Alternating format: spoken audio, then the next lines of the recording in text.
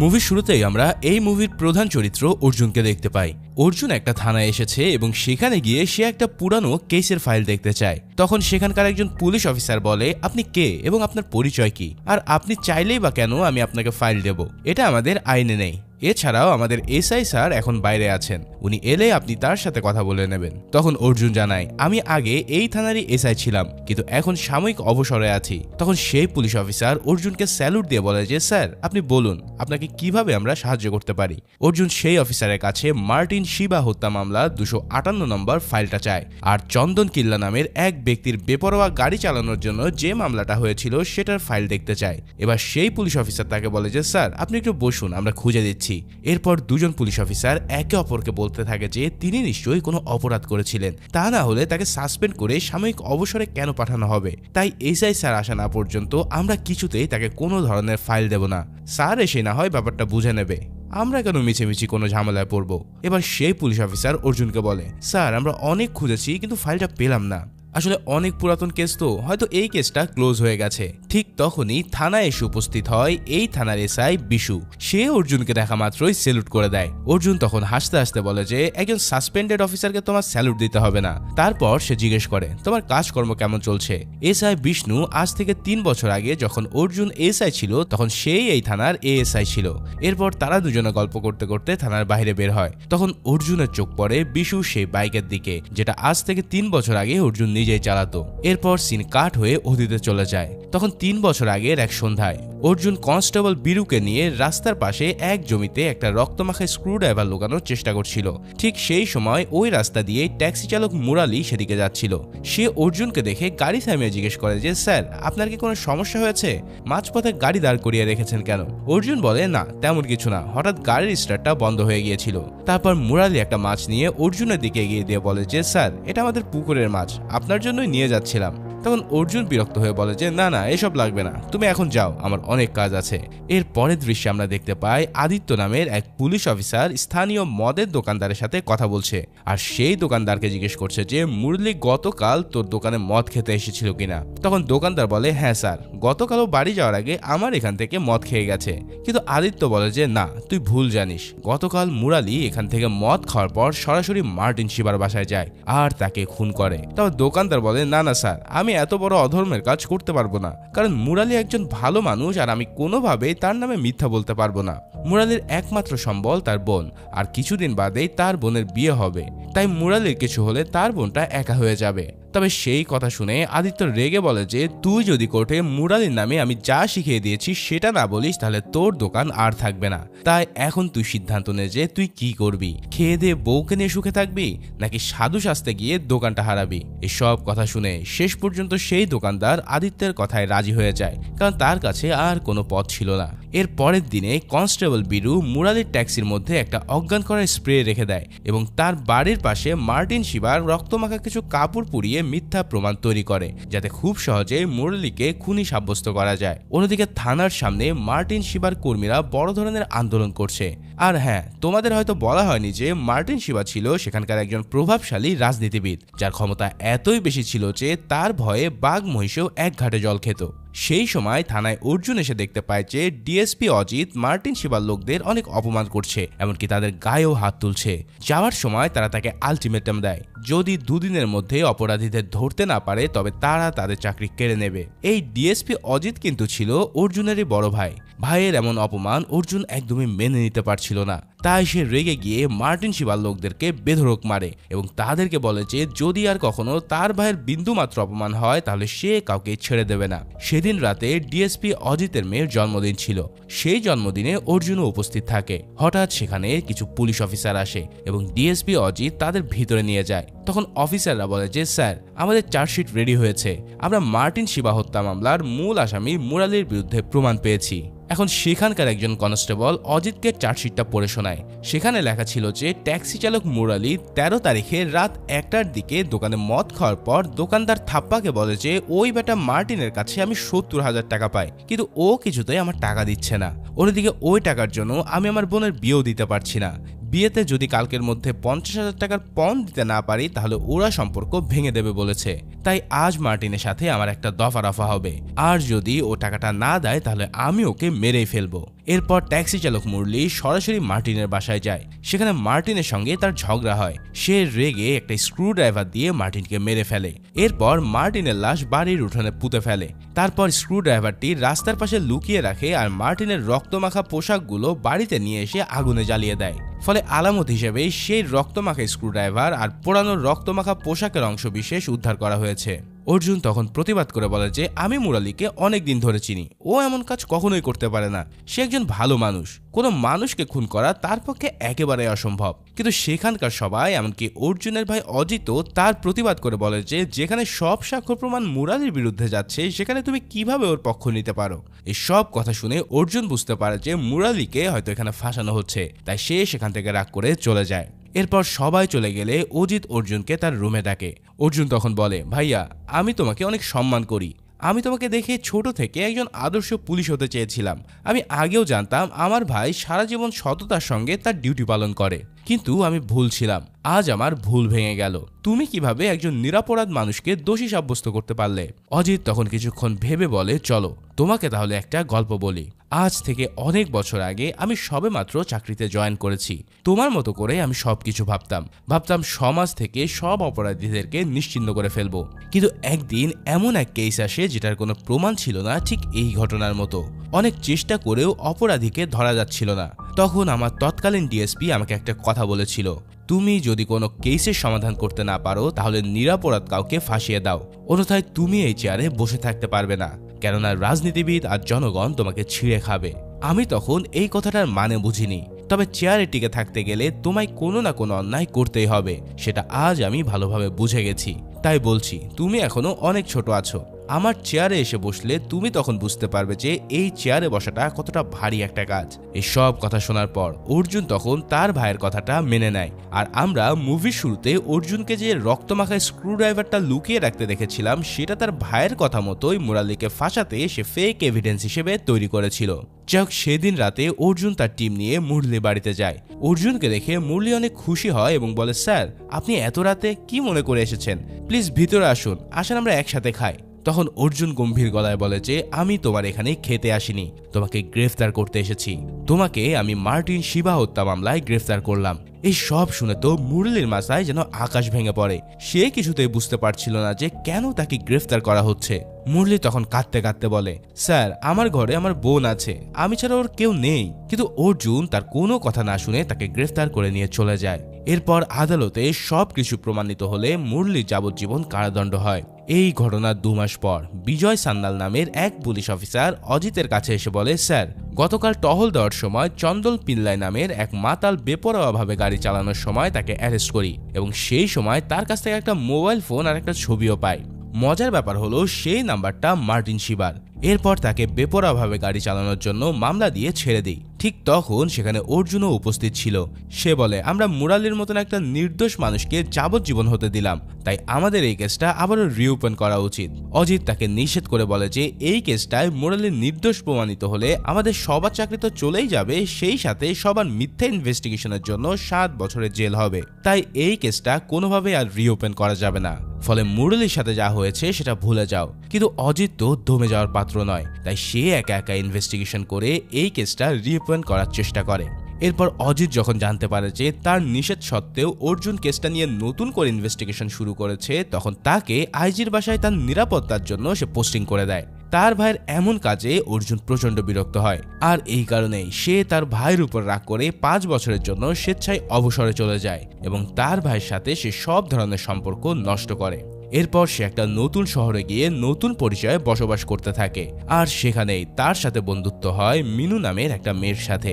তাদের এই বন্ধুত্ব একসময় ভালোবাসায় পরিণত হয়, আর এরপরেই তারা দুজনকে ভালোবেসে ফেলে। একদিন অর্জুনের ভাতিজি অর্থাৎ অজিতের মেয়ে তাকে ফোন দিয়ে বলে, আঙ্কেল আমার বিয়ে ঠিক হয়েছে, এখন বাবার সাথে তোমার যতই ঝামেলা থাকুক আমার বিয়েতে তোমাকে কিন্তু আসতেই হবে। এই সব কথা শুনে অর্জুন তার ভাতিজির কথা আর ফেলতে পারে না, তাই সে তাকে কথা দেয় যে হ্যাঁ সে তার বিয়েতে আসছে। এর পরবর্তী সিনে আমরা দেখতে পাই অর্জুন আর মিনু তার ভাতিজিকে নিয়ে কেনাকাটা করতে এসেছে। ঠিক সেই সময় সেখানে সে মুরালির বোনকে দেখে চমকে ওঠে। এরপর মুরালির বোন অর্জুনকে অনেক অনুরোধ করে। সে বলে, ভাইয়াকে গ্রেফতার করার পর অনেক চেষ্টা করেছি তাকে ছাড়ানোর, কিন্তু আমি কোনোভাবেই তা পারিনি। এদিকে শেষমেশ আমার বিয়েও ভেঙে যায়, আর শেষে নিরুপায় না হয়ে এখানে কাজ নিয়েছি। তাই আপনার কাছে অনুরোধ, দয়া করে এখানের কাউকে বলবেন না যে আমি মুরালির বোন, তাহলে তারা আমাকে কাজ থেকে বের করে দেবে। এই সব কথা শুনে অর্জুন ভিতর থেকে প্রচন্ড কষ্ট পায়। সে ভাবতে থাকে যে হয়তো তার জন্যই আজ সব কিছু হয়েছে। তাই সে প্রতিজ্ঞা করে যে যেভাবেই হোক সে মুরালিকে আবারও নির্দোষ প্রমাণ করবে। শুরু হয় অর্জুনের এক অসম্ভব মিশন। এরপর সে মুরালির সাথে দেখা করতে জেলখানায় যায়। তবে মুরালি এখানে তাকে বলে যে আমার পুলিশের উপর থেকে সম্মান সহ ভরসা সবকিছু উঠে গেছে। এছাড়াও আপনার প্রতি আমার যে সম্মানটা ছিল তার বিন্দুমাত্র এখন নেই। এই পুলিশেরা তাদের চাকরি আটকানো আর টাকার জন্য সব করতে পারে। অর্জুনের কাছে এই সব কথার কোনোই জবাব ছিল না, তাই এই সব কথাগুলো সে চুপ করে শোনা ছাড়া আর কোনো উপায় নেই। এদিকে ইন্সপেক্টর বিজয় সান্যাল অজিতকে ফোন করে বলে যে স্যার, অর্জুন আজকে জেলে মুরালির সাথে কেন যেন দেখা করতে এসেছিল। তাই আমার মনে হচ্ছে অর্জুন এই কেসটায় মুরালিকে নির্দোষ প্রমাণ করার চেষ্টা করছে, আর এটা যদি করা হয় তাহলে আমরা সবাই কিন্তু ফেঁসে যাব স্যার। প্লিজ আপনি কিছু একটা করে এটা ঠেকান। এই সব কথা শুনে অজিত তখন বলে দুজন কনস্টেবলকে অর্জুনকে ফলো করতে। সে কোথায় যাচ্ছে, কার কাছে যাচ্ছে, এই সব কিছু যেন তাকে রিপোর্ট করা হয়। এর পরের দৃশ্যে আমরা দেখি সেই দুজন কনস্টেবল অজিতকে ফোন দিয়ে জানায় অর্জুন এখন কোথায় আছে। এরপরে সিন কাট হয়ে আবারও বর্তমানে চলে আসে। এবার অর্জুন এসআই বিশুকে নিয়ে যখন থানা থেকে আসে, ঠিক তখনই সেখানে একজন কনস্টেবল বলে স্যার, চন্দন পিল্লার সেই কেসের ফাইলটা পাওয়া গেছে। ঠিক তখনই সেই দুজন কনস্টেবল যারা অর্জুনকে ফলো করছিল তারা অজিতকে ফোন দিয়ে জানায় যে অর্জুন চন্দনের কেসের ফাইলটা খুঁজে পেয়েছে। এই সব কথা শুনে অর্জুন সাথে সাথে বিজয়কে ফোন দিয়ে বলে অর্জুন যেন কিছুতেই সেই ফাইলটা না পায়। তখন বিজয় সেই থানার ওসিকে অজিতের ফাইলের ছবিটা পাঠিয়ে ফাইলটা নষ্ট করতে বলে। ওসি তার কথা মতো অজিতকে ছবিটা পাঠিয়ে সেই ফাইলটা ছিঁড়ে ফেলে। এরপর অর্জুন ফাইলটা না পেয়ে হতাশ হয়ে সেই জাজের সাথে দেখা করে যিনি মুরালির রায় দিয়েছিলেন। অর্জুন জাজকে সব ঘটনা খুলে বলে। সব ঘটনা শোনার পর তিনি বলে, দেখো, আইন তো কোনো গল্প শুনে তার রায় পরিবর্তন করতে পারে না, এর জন্য চাই শক্ত প্রমাণ। তুমি প্রমাণ জোগাড় করো। মুরালি যদি নির্দোষ হয় তাহলে আমি আমার রায় পরিবর্তন করব। এরপর সেখান থেকে অর্জুন যখন তার ভাইয়ের বাসায় আসে তখন তার ভাতিজি তাকে আর তার বরের একটা ছবি তুলে দিতে বলে, কিন্তু সেই সময় তার ফোনটা সে খুঁজে পাচ্ছিল না। তাই সে তার বাবার ফোনটা নিয়ে আসে। এবার ছবি তোলা শেষে ছবিগুলো কেমন হয়েছে সেটা চেক করার সময় অর্জুন চন্দনের সেই কেসের ফাইলের ছবি দেখতে পায় যেটা সে ওই ওসিকে পাঠিয়েছিল। অর্জুন ছবি থেকে চন্দনের ঠিকানা নিয়ে তার বাড়িতে যায়। সেখানে গিয়ে দেখে যে চন্দন সেখানে নেই। সেখানে একটা দম্পতিকে সে দেখতে পায়। তারা জানায় যে অর্জুন তাদের এখানে ভাড়া থাকতো এবং সে একজন তান্ত্রিক ছিল। সে নাকি তাদেরকে একটা মাটির মূর্তি দিয়ে বলেছিল যে এই মূর্তি ঘরে থাকলে 1 বছরের মধ্যে তাদের ভাগ্য পরিবর্তন হবে আর তারা অনেক ধনী হয়ে যাবে। এই বলে সে তাদের কাছ থেকে অনেক টাকা নিয়ে সেখান থেকে চলে গিয়েছিল। এই সব কথা শুনে অর্জুন অনেকক্ষণ ধরে মূর্তিটা ভালোভাবে পর্যবেক্ষণ করে। এরপর সে বাসায় ফিরে রাতে মিনুর সাথে দেখা করে সে মুরালির সব ঘটনা খুলে বলে। এই কেসে মুরালিকে নির্দোষ প্রমাণ করতে হলে তার ভাই অজিতের সাথে তারও 5 বছরের জেল হয়ে যাবে।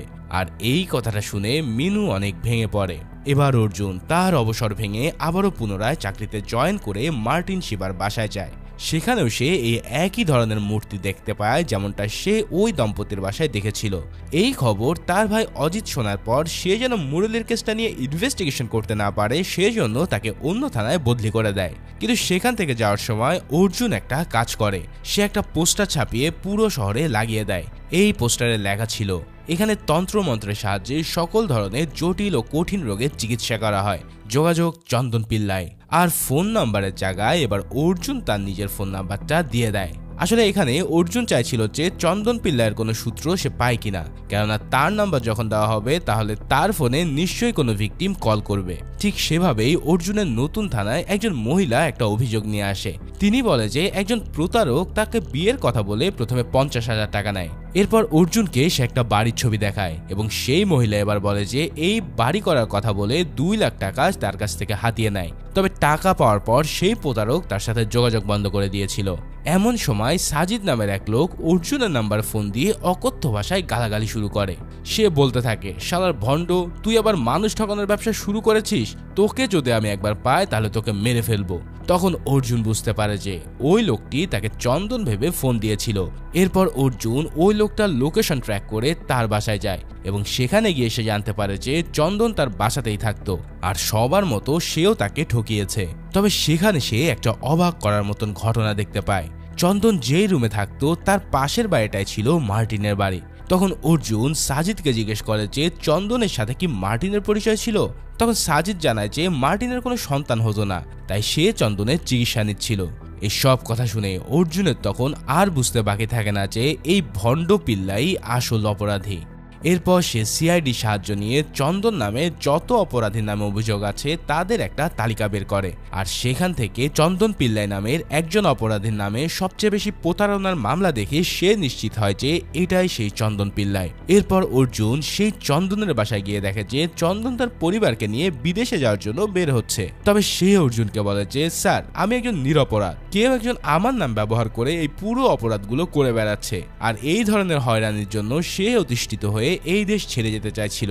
এখন এই কথাটা কনফার্ম হওয়ার জন্য অর্জুন তার একটা ছবি সাজিদকে দেখিয়ে জানায় যে এটাই সেই চন্দন কিনা, কিন্তু সাজিদ তাকে বলে যে না স্যার, এ সেই চন্দন পিল্লাই না। তখন অর্জুনের বুঝতে আর বাকি থাকে না যে চন্দন পিল্লাই নামের আসলে কেউই নেই। তখন তার সেই মহিলার কথা মনে পড়ে যে থানায় এসে তার কাছে প্রতারণার মামলা করেছিল। তখন অর্জুন সেই মহিলার কাছ থেকে সেই প্রতারকের নাম্বার ট্র্যাক করে তার সাথে দেখা করে। সে জানায় তার নাম অমিত, আর এখানে আর এক বিষয় হচ্ছে এই নাম্বারটা তার নিজেরই না।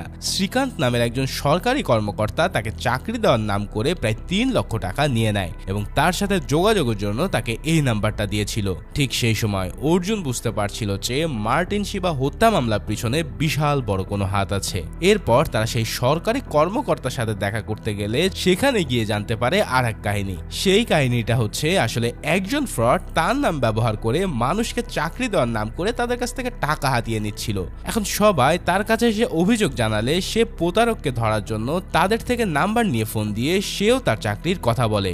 সেই প্রতারক শ্রীকান্তের কাছে 3 লাখ টাকার ঘুষের দাবি করে এবং সে দিতে রাজি হলে তাকে একটা হাইওয়ের পাশে বনের মধ্যে দেখা করতে বলে, কিন্তু সেখানে গেলে সেই প্রতারক তার মুখে অজ্ঞান করে স্প্রে ছিটিয়ে দেয় এবং তাকে বেধড়ক মেরে তার কাছ থেকে টাকা নিয়ে সেখান থেকে পালিয়ে যায়। এবার অর্জুন তখন সেই প্রতারক দেখতে কেমন ছিল সেটা জিজ্ঞেস করলে শ্রীকান্ত বলে সে অনেক লম্বা আর ফর্সা, আর তার হাতে ছুরি দিয়ে কাটার একটা বড় ধরনের দাগ ছিল। এই সব কথা শোনার পর অর্জুনের তখন সেই মহিলার বাড়ির ছবির কথাটা মনে পড়ে। তাই অর্জুন আর তার পুরো টিম সেম বাড়িটা কোথায় আছে সেটা খুঁজতে শুরু করে। এভাবেই খুঁজতে খুঁজতে এক সময় তারা সেই বাড়িটার খোঁজ পায়। এরপর বাড়ির ভিতরে ঢুকে তল্লাশি করলে এখানে তারা অনেকগুলো ফেক ডকুমেন্টস পায়। তখন সেখানে সেই বাড়ির কেয়ারটেকার আসলে অর্জুন সেই বাড়ির মালিকের কথা জিজ্ঞেস করে, কিন্তু তখন কেয়ারটেকার বলে যে বাড়ির মালিক মিস্টার বিজয় সিঙ্গাপুর থাকেন, আর এই বাড়িটা তিনি মৃণাল নামের একজনকে ভাড়া দিয়েছেন। এবার তার কাছে মৃণালের কথা জানতে চাইলে তিনি বলে যে তিনি একটা জরুরি কাজে শহরের বাইরে গেছে,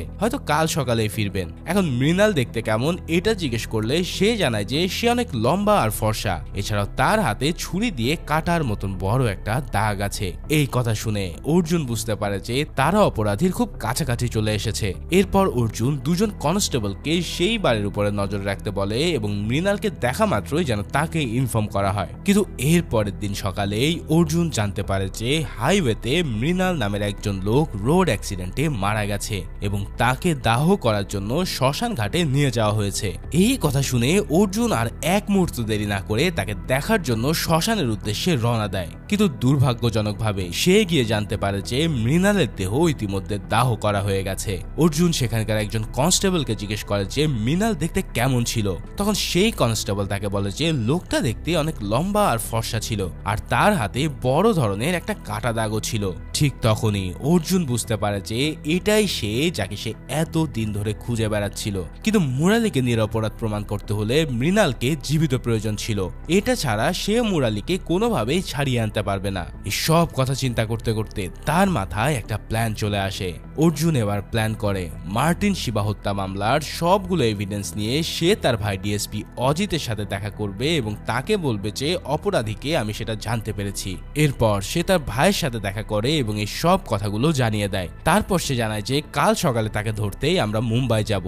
এরপর অর্জুন সেখান থেকে চলে যায়। তবে এই সব কাণ্ডে অজিত আবারও টেনশনে পড়ে। সে জানে যে অর্জুন সেই অপরাধীকে ধরলে মুরলি ছাড়া পেয়ে যাবে আর ফেক ইনভেস্টিগেশনের জন্য তাদের 7 বছরের জেল হবে। তখন অজিত তার অন্য অফিসারদেরকে ফোন দিয়ে বলে যে কাল অর্জুন মুম্বাই যাওয়ার আগে আমরা মুম্বাই পৌঁছে সেই অপরাধীদেরকে অন্য কোথাও পাঠিয়ে দেব, কেননা অর্জুন তাকে ধরতে পারলে আমাদের 7 বছরের জেল হবে। কিন্তু পরের দিন অজিত তার টিম নিয়ে বের হলে পথমধ্যে ক্রাইম ব্রাঞ্চ তার পুরো টিমটাকে ধরে ফেলে। আসলে অর্জুন অজিত এবং তার টিমকে ধরতে অজিতের ফোন ট্র্যাক করে তার সব কথাগুলো শুনতে পাচ্ছিল।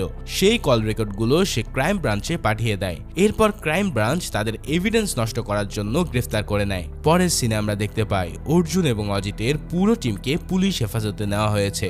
অজিত তখন অর্জুনকে বলে যে তুমি আসলেই বোকা, সাধারণ একজন ট্যাক্সি ড্রাইভার মুরলির জন্য আমাদের সবাইকে বিপদে ফেললে। অর্জুন তখন বলে ভাই এতে আমার কোনো আফসোস নেই, বরং এটা ভালো লাগছে যে একজন নিরপরাধ মানুষ মুক্তি পেতে যাচ্ছে। এরপর ক্রাইম ব্রাঞ্চ ইনভেস্টিগেশনের জন্য তাদের সাময়িকভাবে ছেড়ে দেয় এবং এছাড়াও তারা মুরালিকে জামিন দেওয়ার সিদ্ধান্ত নেয়। এরপর সেখান থেকে বের হয়ে অর্জুন মিনুকে ফোন করে এবং তাকে জানায় যে ফাইনালি মুরলি মুক্তি পেতে যাচ্ছে আর আমাদের বিষয়ে হয়তো আদালত একটা সিদ্ধান্ত নেবে। তবে একটাই আক্ষেপ, সেই অপরাধীকে আমি দেখতে পারলাম না যে এতগুলো মানুষের জীবনকে নরক করে তুলেছে। এরপর সে গাড়িতে একটা চিঠি দেখতে পায় যেখানে লেখা ছিল তুমি এত সহজে আমাকে ধরতে পারবে না, আমাকে ধরতে হলে তোমাকে আরো 7 বার জন্ম নিতে হবে। আসলে এই চিঠিটা পাঠিয়েছিল সেই মৃণাল। তখন অর্জুন মনে মনে হাসতে থাকে, কারণ এই চিঠিটা লেখার আগ পর্যন্ত সে জানতো না যে এভাবে গাড়ি অ্যাক্সিডেন্টে তার মৃত্যু হবে। ঠিক এমন একটা সিনের মধ্যে দিয়ে এই মুভিটা এখানেই শেষ হয়। তার মানে ফাইনালি সে অপরাধীকে ঠিকই চিনতে পারলো, কিন্তু সত্যিকার ভাবে সে তার চেহারাটাই দেখতে পারলো না। তো ভিডিওটা কেমন লাগলো তা অবশ্যই জানিও, আর নতুন কোন মুভি দেখতে চাও তার জন্য অবশ্যই কমেন্ট করে জানিও। দেখা হচ্ছে পরের কোনো ভিডিওতে, সেই পর্যন্ত আল্লাহ হাফেজ।